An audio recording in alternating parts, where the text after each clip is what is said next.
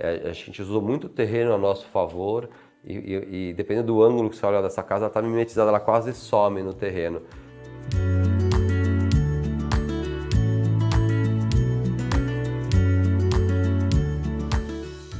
Esse terreno, ele tinha coisas positivas e negativas, né? Mas a positiva é que, como ele é um quadrado, você consegue mais perímetro, né? Se você faz uma casa que fique na borda do terreno, meio voltada para um pátio interno.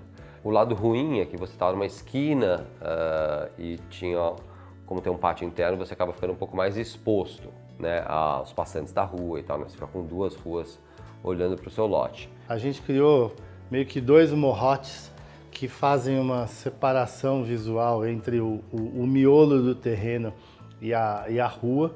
E então a gente garante a privacidade da casa usando essa própria topografia artificial construída e parte da construção, parte da área íntima, garagem e tal, que fica fechada para a rua e aberta para esse miolo. Então, dessa maneira a gente garante a privacidade e cria um pátio central. A casa é quase que inteira térrea, né? Então tanto a parte dos quartos, quanto a parte social, quanto a parte de serviço, a parte de lazer, é tudo distribuído ao longo do pavimento térreo. E a gente só tem uma suíte principal, né, do dono da casa, que fica no andar de cima. Então, o quarto principal em cima tem grandes portas-camarão, pode se abrir completamente, assim, 180 graus para o jardim, para a vista, mas se encerra e vira um pequeno voluminho. Tem até uma imagem, assim, que a gente fez uma ilustração depois da lá Moebius, com o Vitor Lucena aqui no escritório, que mostra como isso fica. Dependendo do ângulo, você não vê a casa, você vê só uma rampa de grama e esse pequeno volume, assim, né? Daí o nome Casa Colina. Então a gente criou uma grande laje que cobre todos esses espaços do térreo, né? E então ela começa cobrindo os quartos, a garagem, a sala, todos os serviços, a varanda. Quando ela chega no final da varanda, ela começa a descer como uma leve rampa que se liga ao terreno. Bem nesse ponto é onde fica a piscina.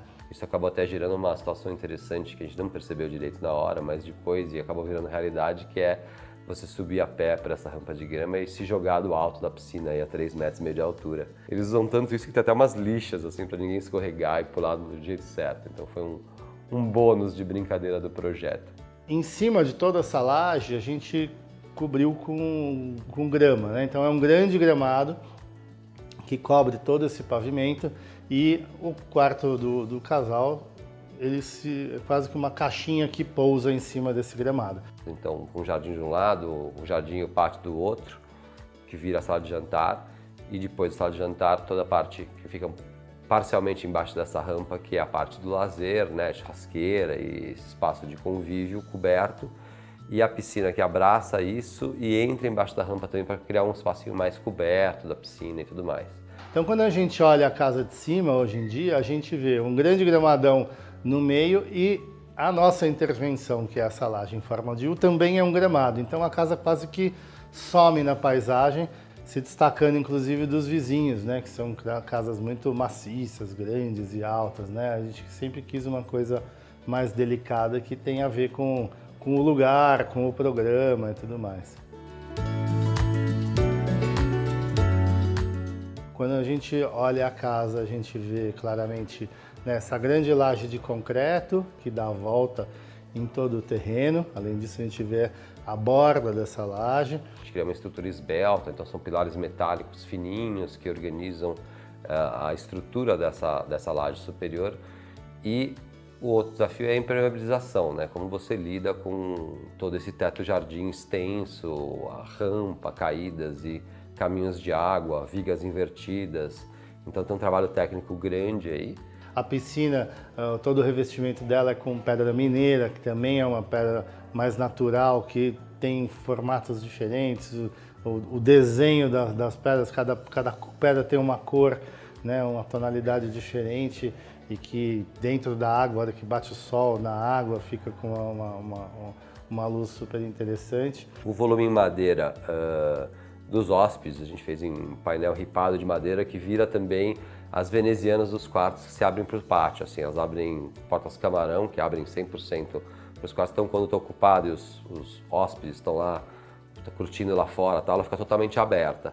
Quando eles não estão ou estão recolhidos para dormir, isso se fecha e vira um volume realmente totalmente estanque. Já na parte de serviços, eles são realizados com alvenaria e depois uma fachada ventilada, que é uma espécie de deck, uma madeira plástica.